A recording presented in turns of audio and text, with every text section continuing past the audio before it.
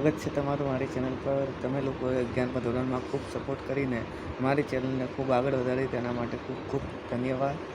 એ જ રીતે હવે આપણે આજથી 12મા ધોરણના અકાઉન્ટ, સ્ટેટ, ઇકો, બીએ એટલે કે 12મા ધોરણના કોમર્સના દરેક વિષયના બ્લુપ્રિન્ટ અને ચેપ્ટર વાઇઝ દાખલાની શરૂઆત કરવા જઈએ.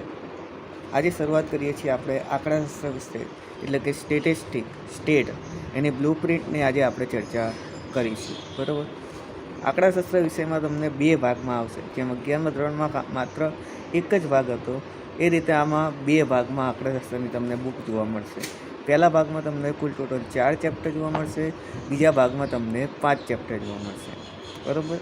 ચેપ્ટર વાઇઝ આપણે બ્લુપ્રિન્ટ જોઈશું. આનું પેપર તમને 100 માર્કનું બોર્ડની એક્ઝામમાં પૂછાશે. ચાલો શરૂઆત કરીએ આપણે વિભાગ A, B, C, D, E અને F. વિભાગ A તમને 20 માર્કનો પૂછાશે, જે MCQ હશે. વિભાગ B 10 માર્કનો હશે, જે તમને નાના થિયરી હશે, વ્યાખ્યા અને સૂત્ર અને એવું બધું. વિભાગ C 14 માર્કનો હશે. વિભાગ D 24 માર્ક. વિભાગ E 12 માર્ક. વિભાગ F 20 માર્કનો તમને પૂછાશે. બરાબર.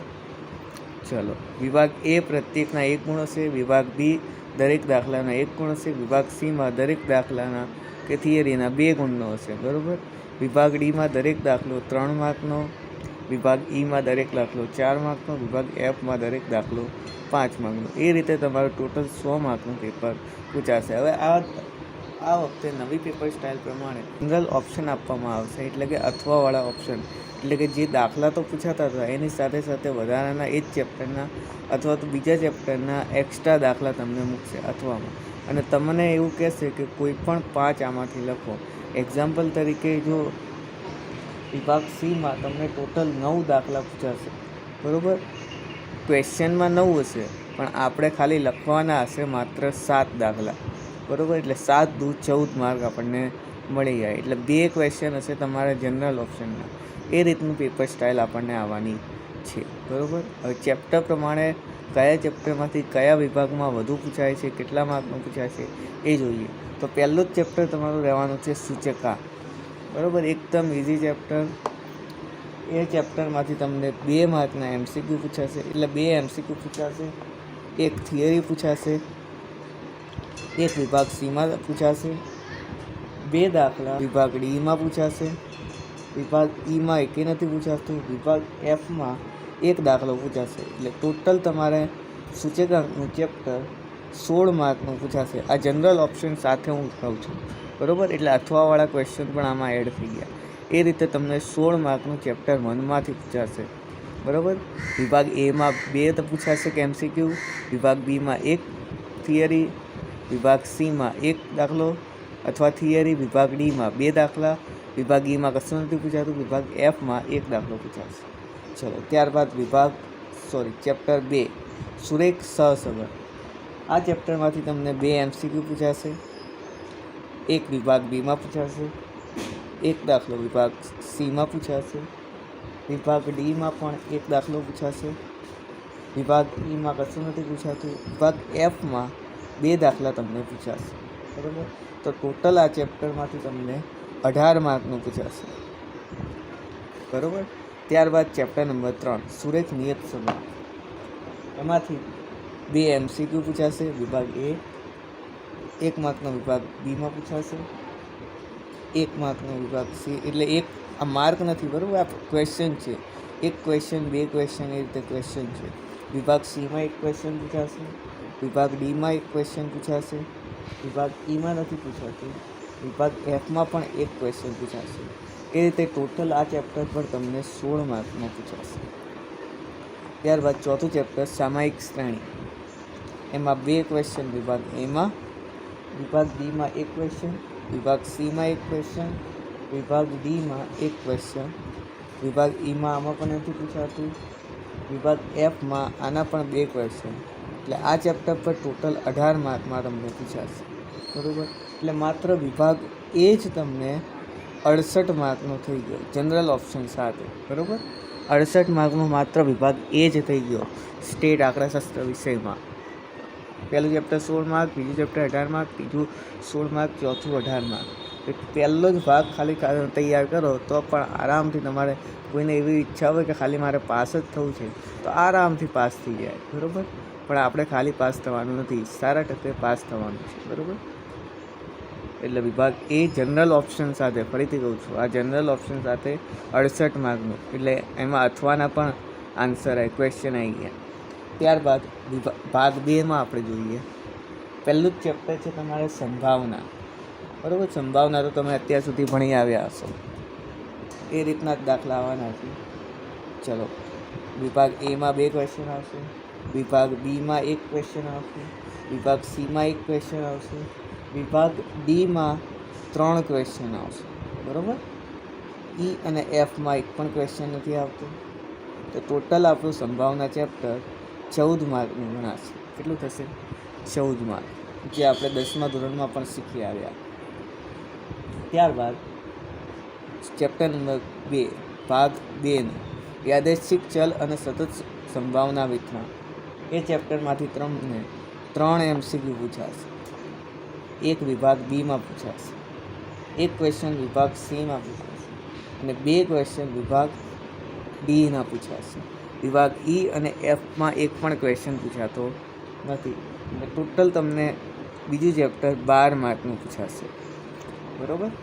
ત્યારબાદ ત્રીજું ચેપ્ટર છે પ્રામાણ્ય વિતરણ. એમાંથી 3 MCQ પૂછાય છે. 2 વિભાગ બીમાં પૂછાય છે, 2 ક્વેશ્ચન. વિભાગ સીમાં 1 પણ ક્વેશ્ચન નથી, વિભાગ ડીમાં પણ 1 પણ ક્વેશ્ચન નથી. વિભાગ ઈમાં 2 ક્વેશ્ચન પૂછાશે જનરલ ઓપ્શન સાથે, બરાબર, એટલે કે અથવાવાળા સાથે. એફમાં 1 પણ નથી પૂછાતું. એટલે ટોટલ તમને ત્રીજું ચેપ્ટર 13 માર્કનું પૂછાશે, બરાબર. ત્યારબાદ આગળ વધીએ. ચોથું ચેપ્ટર છે લક્ષ્ય. લક્ષ્ય ચેપ્ટરમાંથી 2 MCQ પૂછાય છે. 1 વિભાગ બીમાં પૂછાય છે, ત્યારબાદ 2 વિભાગ સીમાં પૂછાય છે. વિભાગ ડીમાં 1 ક્વેશ્ચન પૂછાય છે. વિભાગ ઈમાં પણ 1 ક્વેશ્ચન પૂછાય છે. એફમાં ક્વેશ્ચન નથી પૂછાતો. એટલે ટોટલ આ ચેપ્ટર થાય છે 14 માર્ક, બરાબર. ત્યારબાદ છેલ્લું ચેપ્ટર છે આપણું 5મું, વિકલન. વિકલનના ચેપ્ટરમાંથી 2 MCQ પૂછાય છે. 1 વિભાગ બીમાં પૂછાય છે, 1 વિભાગ સીમાં પૂછાય છે. વિભાગ ડીમાં 1 પણ ક્વેશ્ચન નથી આવતો. વિભાગ ઈમાં પણ 1 ક્વેશ્ચન આવે છે અને એફમાં 1 પણ નથી આવતો. એટલે ટોટલ આ ચેપ્ટર આપણને પૂછાય છે 9 માર્કનું, બરાબર. તો વિભાગ બી આપણો જનરલ ઓપ્શનની સાથે ટોટલ 62 માર્કનું થાય છે. કેટલો થાય છે? 62. વિભાગ એ આપણો જનરલ ઓપ્શન સાથે એટલે અથવાવાળા ક્વેશ્ચનના માર્ક સાથે ગણીને 68 માર્ક થાય છે. અને વિભાગ બીમાં એટલે વિભાગ પાર્ટ 2માં આપણને જનરલ ઓપ્શન સાથે માર્ક 62 થાય છે. એટલે એકદમ ઇઝી છે, કંઈ એવું છે નહીં. તમને એવું હોય અમુક ચેપ્ટર જો હાર્ડ પડતા હોય તો અમુક ચેપ્ટર છેલ્લે, અત્યારે તો બધા જ ચેપ્ટર કરવાના છે, પણ જ્યારે બોર્ડની તૈયારી કરતા હોય 1 જ મહિનો અથવા તો 15 દિવસ બાકી રહી ગયા હોય અને અમુક ચેપ્ટર હાર્ડ પડતા હોય તો તમને આ બ્લુ પ્રિન્ટ ઉપરથી ખ્યાલ આવી જશે કે હું કયું ચેપ્ટર કરું જેનાથી મને વધારે ફાયદો થશે અને કયું ચેપ્ટર હું સ્કીપ કરવા જેવું છે, બરાબર. ચલો, તો ટોટલ આપણે કુલ પ્રશ્નો લખવાના થશે વિભાગ એમાં 20, બરાબર. કુલ ટોટલ 20 પ્રશ્નો આવશે અને આપણે 20 પ્રશ્નો લખવાના થશે. વિભાગ બીમાં ટોટલ 10 પ્રશ્નો પૂછાશે અને આપણને 10 ફરજિયાત લખવાના થશે. વિભાગ સીમાં ટોટલ 9 પ્રશ્નો પૂછાશે, બરાબર, અને આપણે માત્ર 7 જ ક્વેશ્ચન લખવાના છે. 9માંથી કોઈ પણ 7 દાખલા કરવાના. ત્યારબાદ વિભાગ ડીમાં 12 દાખલા પૂછાશે, બરાબર, પણ 12માંથી આપણે માત્ર 8 જ દાખલા ગણવાના છે, કોઈ પણ 8 દાખલા. ત્યારબાદ વિભાગ ઈમાં 4 દાખલા પૂછાશે, એમાંથી કોઈ પણ 3 દાખલા આપણે લખવાના છે. વિભાગ એફમાં 6 દાખલા પૂછાશે અને આપણે માત્ર 4 જ દાખલા કરવાના છે, બરાબર. એટલે કુલ ટોટલ પ્રશ્નોના માર્ક સાથે 130નું પેપર હશે, બરાબર. આપણે લખવાનું છે માત્ર 100 ગુણ, બરાબર. ખ્યાલ આવ્યો? ત્યારબાદ અહીંયા ફરીથી હું લખી દઉં છું, કુલ પાસ માટેના માર્ક 33 રહેશે, બરાબર. અહીંયા 10મા ધોરણમાં તમારે 26 માર્કે પાસ થતા હતા ને, એ 80 માર્કનું પેપર હતું, પણ 12મા ધોરણમાં તમારે હવે 100 માર્કનું પેપર આવશે. એટલે તમારે 33 માર્ક ફરજિયાત લાવવા પડશે, તો જ તમે પાસમાં આવશો. બરાબર? જો વિડીયો ગમ્યો હોય તો લાઈક કરો, શેર કરો તમારા મિત્રો સાથે. અને બીજા પણ બ્લુ પ્રિન્ટ જલ્દીથી આવી રહી છે, અને સ્ટેટ અને અકાઉન્ટના ચેપ્ટરના પણ વિડીયો આવી રહ્યા છે. તેના માટે તમારી ચેનલ સબસ્ક્રાઈબ કરવી, તમારા મિત્રોને શેર કરો. અને જેવો સપોર્ટ તમે મને 11મા ધોરણના વિડીયોમાં આપ્યો છે, એવો જ આશા રાખું છું કે તમે 12મા ધોરણના વિડીયોમાં પણ આપશો. અને 10મા ધોરણના પણ વિડીયો આવી રહ્યા છે, 9મા ધોરણના પણ આવી રહ્યા છે. એટલે બીજા ધોરણના છોકરાઓ, સ્ટુડન્ટો ચિંતા ન કરવાની કોઈ જરૂરત નથી. બધા જ ધોરણના આપણે વિડીયો ટૂંક સમયમાં આવી જશે. બરાબર? તો નેક્સ્ટ વિડીયો આપણે હશે અકાઉન્ટની બ્લુ પ્રિન્ટ.